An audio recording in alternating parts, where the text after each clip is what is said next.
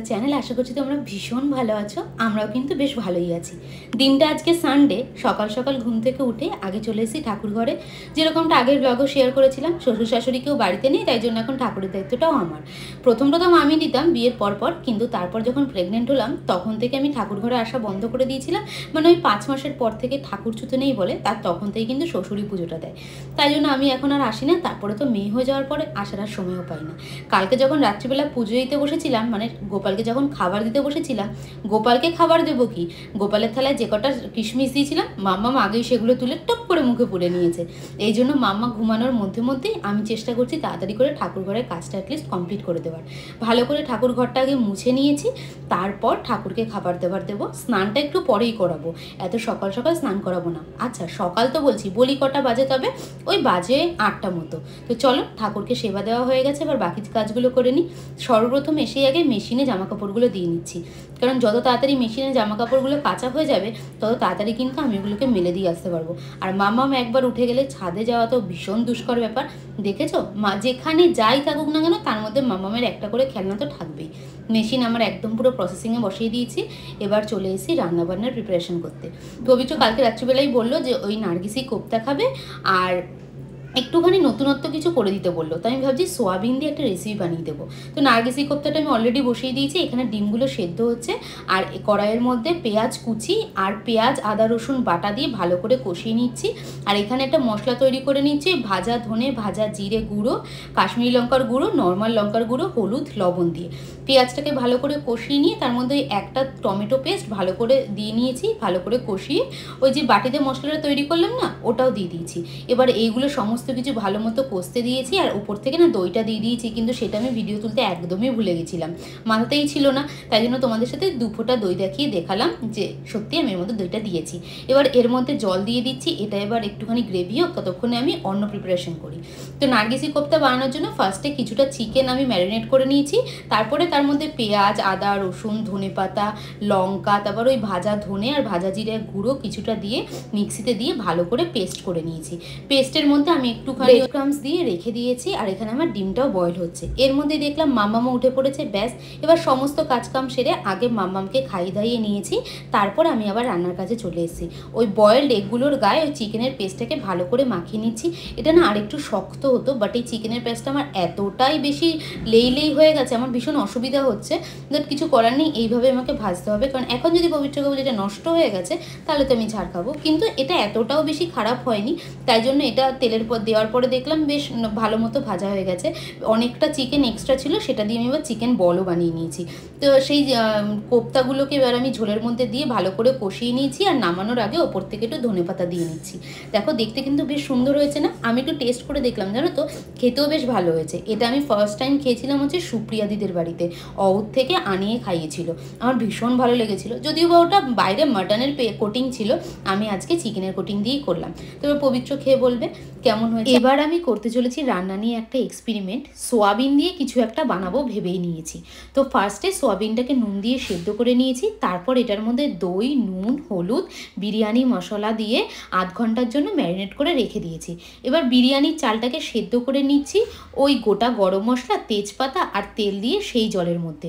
তারপর কিছুটা পেঁয়াজের বেরেস্তা বানিয়ে তুলে রেখে, তারপর কিছুটা পেঁয়াজ কুচি আর আদা কুচি তেলের মধ্যে নাড়াচাড়া করে নিয়ে তার মধ্যে ম্যারিনেট করে রাখা সোয়াবিনগুলোকে দিয়ে ভালো করে এটাকে কষিয়ে নেব। তারপরে এর মধ্যে অ্যাড করে দিচ্ছি ফুড কালার মেশানো দুধ আর কিছুটা কেওড়া জল দিয়ে সমস্ত কিছু ভালো করে নাড়িয়ে চাড়িয়ে নিয়ে এটাকে জল দিয়ে কিছুক্ষণ কষিয়ে নেব। ওখানে ঝোল ঝোল থাকা অবস্থাতেই আমি সেদ্ধ করে রাখা ভাতগুলো এর মধ্যে দিয়ে দিচ্ছি, আর ওপর থেকে দিয়ে দিচ্ছি ওই পেঁয়াজের বেরেস্তাটা আর ফুড কালার মেশানো ওই দুধটা, আর দিয়ে দিচ্ছি একটু কেওড়া জল দিয়ে সমস্ত কিছু আমি একদম কিন্তু প্রপারলি মিক্স করে দেবো। বিরিয়ানিতে এরকম মিক্স করে না, কিন্তু আমি ভাবলাম এরকম করে নতুন কিছু একটা বানানো যাক। বিরিয়ানিতে আমি পারবো না তো সহজে বানাতে, কারণ ওটা সবসময় আমি শাশুড়ির হেল্প নিয়েই বানাই। আর আমি ওখানে রান্না করছিলাম, আর আমি জানিও না ঘরে এসে দেখি আমার ফোন নিয়ে বাবা আর মেয়েতে মিলে এই সমস্ত করেছে। মামামের তো তখনও ঘুমের বালাই নেই, কারণ ওনাকে খাওয়ানো হবে, তারপর তো উনি ঘুমাবে। ওনাকে ঘুম না পারলে উনি আবার একা একা ঘুমানো না। তো মাম্মামকে খাওয়ানোর পর আমরা চলে এসেছি খাওয়া দাওয়া করতে। আমার স্নান ধান এবং ঠাকুরকে স্নান টান করিয়ে খেতে দেওয়া কিন্তু হয়ে গেছে। আমি পবিত্র খেতে বসেছি, কিন্তু মাম্মাম এখনও ঘুমায়নি।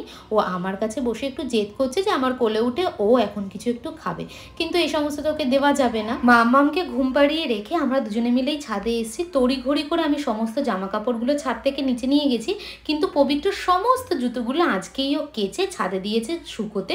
এতগুলো জুতো আমার পক্ষে নিয়ে যাওয়া সম্ভব নয়, তাই আমি ওকেও নিয়ে এসেছি। মাম্মাম ঘুমোচ্ছে, একদমই উঠবে না, তাই জন্য ওপরে এসেছি দুজনে মিলে। আর ওপরে এত সুন্দর হাওয়া দিচ্ছে, ওপরে এসে দেখলাম কাকিমুনিও হাঁসদেরকে খাবার দিচ্ছে। আবার তমালদা ফোন করে বললো যে ওরা আসছে স্টার মলে, তাই মাম্মাম ঘুম থেকে ওঠার পরে কিন্তু আমরা তিনজনে মিলে রেডি হয়ে বেরিয়ে পড়েছি। আর এসেই আগে চলে এসেছি প্যান্টালুন্সে, কারণ সুপ্রিয়াদি প্যান্টালুন্স থেকে শপিং করতে এসে। আর আসার পর পবিত্র আমাকে বললো তুমিও কিছু নিয়ে নাও, কারণ অ্যানিভার্সারি গিফট তো কিছুই দেওয়া হয়নি, আর তোমারও মেয়েকে নিয়ে এখন ডেলি যাতায়াত করতে হচ্ছে, তো তুমি কিছু কুর্তি নিয়ে নাও। ও সবসময় আমার যে কটা কুর্তি পরি বেশিরভাগই কিন্তু ওই চুজ করে দেয়, তাই আমার মাথায় হেডেকটা কম থাকে। বাড়ি গিয়ে অবশ্যই দেখাচ্ছি তোমাদেরকে যে কী কী কুর্তি নিয়েছি। আর এখানে মাম্মাম শুরু করে দিয়েছে তার জ্যায়ের সাথে খেলাধুলা করা। সুপ্রিয়াদি তো প্রায় 1 ঘন্টা হয়ে গেল, এখনও অবধিও শপিং কমপ্লিট হয়নি, কারণ কিছু চুজই করতে পারছে না। আর মাম্মাম এখানে পুরো মল ঘুরছে, সমস্ত স্টাফেদের সাথে hi hello tata flying kiss, এই যা পড়ে গেল। তো এরকম তো চলতেই থাকে, কারণ এত স্লিপারি ফ্লোরটা, আর ওর বারবার টাকালি স্লিপ খাচ্ছে। আর যেখানে যাবে বাচ্চা পেলেই ওর একটা করে বন্ধু হয়ে যাবে, ব্যাস ওই বাচ্চাটার সাথে ও বন্ধুত্ব পাতিয়ে নিয়েছে। দেখো মুখে কি সুন্দর হাসি, বন্ধু পেলে তো ওনাকে আর দেখে কে। এবারও খুঁজতে চলেছ জয়েরা কোথায়। আমাদের দুজনেরই শপিং কমপ্লিট, ওরা দুজন বিল করছে, আর মাম্মাম ওখানে পারফিউমের খোঁজ লাগাচ্ছে যে ও কোন পারফিউমটা নেবে। শপিং করা আমাদের কমপ্লিট, আর এবার আমরা চলে এসেছি একটু পেট পুজো করতে। একসাথে বেরোবো আর পেট পুজো করবো না, এটা কি কখনো হয় নাকি? এই দোকানটার খোঁজ আমি বেশ কদিন ধরেই মধ্যমগ্রাম গ্রুপের বিভিন্ন পোস্টে দেখছি, অনেকেই শেয়ার করছে। আগের দিন আমি আর পবিত্র এসেছিলাম এই দোকানটার খোঁজে, কিন্তু খুঁজে পাইনি আমরা। তো আজকে রীতিমতো আমরা ম্যাপ খুলে তারপর এসেছি। দোকানটা আমি মেনু কার্ডটা তোমাদের সাথে শেয়ার করছি। নাম হচ্ছে কাবাব রোলস অ্যান্ড তন্দুর। ভীষণ ভালো রিভিউ দেখছি, তো আজকে আমরা এখানে টেস্ট করে তোমাদের সাথে শেয়ার করব আদতে রিভিউটা কেমন। তো এদানাদের এখানে বলছে যে সমস্ত কাবাবগুলো স্টক আউট, এই তন্দুরটা ট্রাই করতে ততক্ষণে ওরা বাদবাকি অর্ডারগুলো প্রিপেয়ার করে দিচ্ছে। আর তারপরে আমরা অর্ডার দিয়েছি হচ্ছে চিজ মালাই কাবাব। এটাও বললো গরম গরম একদম আমাদের সার্ভ করবে, ততক্ষণ এটা একটু ট্রাই করতে। এটা মোটামুটি ভালোই লেগেছে, বাট এইটা আমার একদমই ভালো লাগলো না, কারণ এই কদিন আগে হাতিবাগানে গিয়ে এটা টেস্ট করেছিলাম না, ওটা কিন্তু দুর্ধর্ষ ছিল। এখানে এটা ভীষণ মিষ্টি মিষ্টি লাগছে। আর মাম্মাম যেখানে যাবে সেখানে পিঁয়াজ শসা পেলে ভীষণ খুশি। পাশেই এই ইলেকট্রনিক্সের দোকান, যেটার নাম হচ্ছে ইচ্ছা পূরণ। এটা দেখে আমার ভীষণ ভালো লাগলো। আর তোমাদের আমাকে বলছে এটার নাম ইচ্ছা পূরণ না, তো চ্যানেলের নাম হচ্ছে ইচ্ছে পূরণ।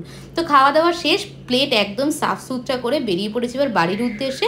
সুপ্রিয়াদিরা চলে যাবে বাড়িতে, আর আমরাও চলে যাব বাড়িতে। তার আগে আমাদের কিছু কেনাকাটি রয়েছে, মেয়ে স্কুলের জিনিসপত্র। আর এখানে সুপ্রিয়াদি দেখেছো পুরো মানে স্কার্ফ দিয়ে মুখ ঠুক ঢেকে বেরোয়, যখনই ও রাস্তায় বেরোয় এটাই করে। দেখা হবে খুব শিগগিরই, এই আশা নিয়ে আমরা ওদেরকে টাটা বলে চলে এসেছি এবার ফার্স্ট ক্রাইতে, কারণ মাম্মামের জন্য স্কুলের একটা ফিডার নিতে হতো, মানে ওয়াটার বোতল নিতে হতো। এর আগেও যে ওয়াটার বোতলটা ইউজ করতো ওটাও কিন্তু আমি ওর জন্য ফার্স্ট ক্রাই থেকে নিয়েছিলাম।